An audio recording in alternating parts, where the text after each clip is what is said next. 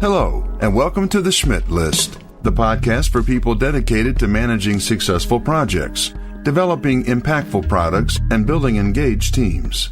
And now, here's your host, Kurt Schmidt. Hello, everyone. This week, I am talking with Brian Bell, Front-End Technology Manager at The Nerdery, about the importance of accessibility in design and development.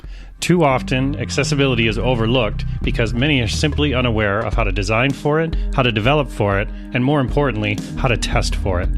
Brian and I discuss how to best meet the needs of your audience, marketing team, followers, administrators, and executives, including those with disabilities. I hope you enjoy it. Welcome, Brian, to the Schmidt List. Thank you. Thanks for coming on today.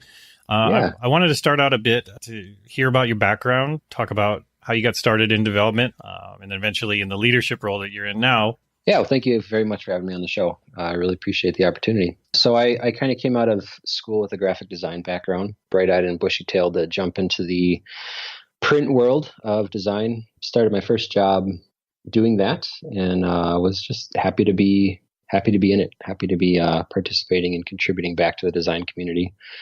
And that very first role that I had led me into an interesting shift right away in my career of working for a company that sold all their products online. They had an e-commerce site, and there was no internal team other than their IT group that managed that website and maintained the products and made updates to the site. So they asked us marketing designers to jump in and give it a go. And early on in my career, I was really excited to try anything. So I hadn't written or even read really a line of code in my whole life.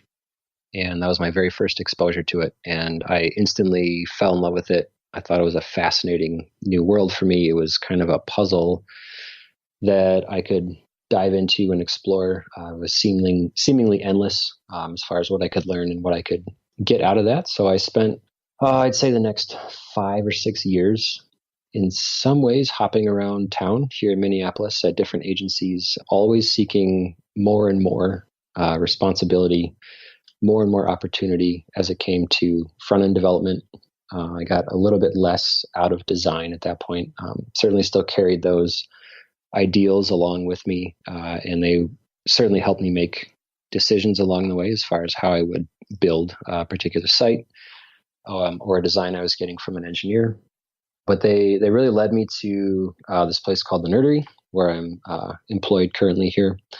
And why I was so interested in that is it really was an environment where there were, probably 20 or so other front-end engineers that had years of experience beyond where I was at. And I was super excited to jump in and learn from them. So a big community.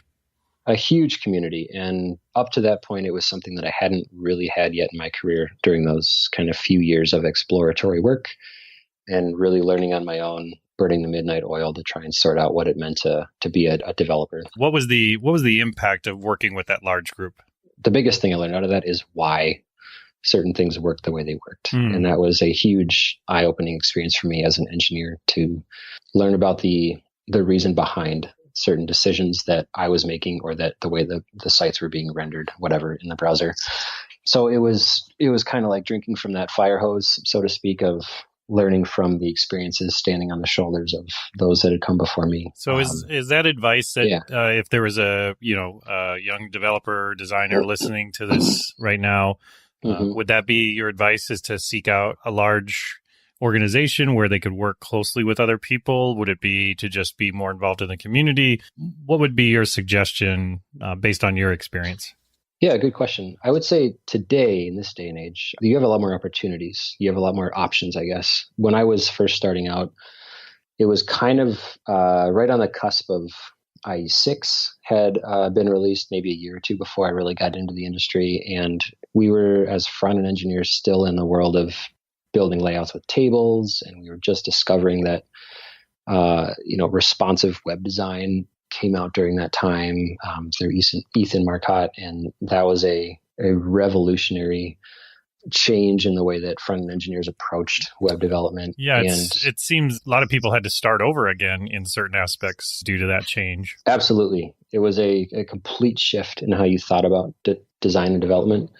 But really, to that younger engineer, if you're starting out now, yes, seek out places where you can learn from others that have been in the industry for a while. But beyond that, you actually have additional options of, there are those code boot camps that exist now for a relatively inexpensive tuition. You can get through a huge amount of information in, 18 to 24 weeks or however long those last.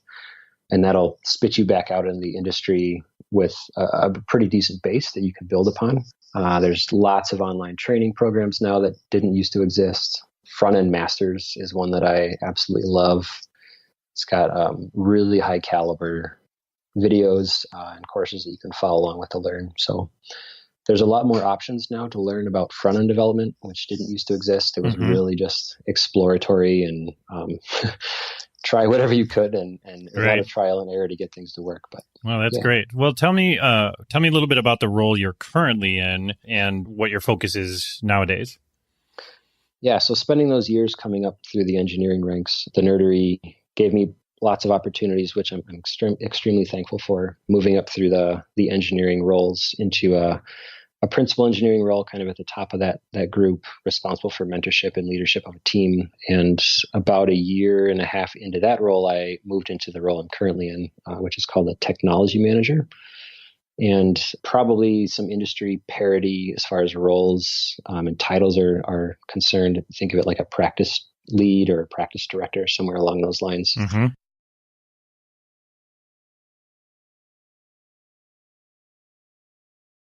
Can you tell me a little bit more about how you got more involved with accessibility as a practice, and then some of the things you've been working on currently? Yeah. So to give a quick high level, web accessibility, if you don't know, is the ability for someone that has a disability to access and consume content on the internet. Which is important because almost 20% of Americans suffer from some sort of disability. And worldwide, that's almost 1.5 billion people. And all these people also really want to use the internet, right? And absolutely, standards need to be set in place to allow them to have the same access as people without disabilities. Right. And one of the easiest ways to help people start to empathize with this is, I don't know the percentage, but many people in America wear glasses or contact lenses. And that in and of itself is a accessibility device, right? So you are using something to enhance your eyesight to view a screen that's sitting in front of you. Take your glasses off for a second and things might be a little bit blurry for you. You might have to zoom in a little bit to really start to consume that content in a way that is meaningful for you. So it really hits home for a lot of people if you think about things that are totally natural to you in a new context. So to your question, the thing that really got me interested and excited about it is we used to employ an engineer who was a PHP developer at the Nerdery, and he was blind from birth. So he had never been able to see in his whole life. And somehow, and this is still magic to me, but somehow he became an engineer. He was a developer and he wrote PHP for a living. And it just was fascinating to me. And he did a number of different talks at the Nerdery. The experience of watching that and listening to that was completely eye-opening. It was absolutely fascinating. And it made me instantly realize that, well, of course, there are other folks out there that consume content on the internet in a different way than I do. Mm-hmm. So building things in a way that allows for people with disabilities to consume that content isn't necessarily an extra amount of work, an extra task. I think it's more about the way that you approach the overall architecture to the work that you're doing. Yeah. Is that true? That's totally true. I don't know how PC you are on this podcast, but there's a website called, I think it's like It's a Mother website.com and you pull it up and it's a black and white text, single column website with a whole bunch of content on it. And it is 100% accessible to anyone of any ability or disability across the world on any device, on any internet connection, even offline. And the point is that all the tools necessary to make the internet content itself available to everyone are already there. And they're actually there by default. And what's really eye-opening is that us technologists and designers in the industry can, if we're not careful, make the content that we're building actually inaccessible by design. And that is where the problem lies. If we think about making something accessible from the beginning, starting with content strategy into your user experience design, and then into your front end development and into the way you serve your data up from the back end.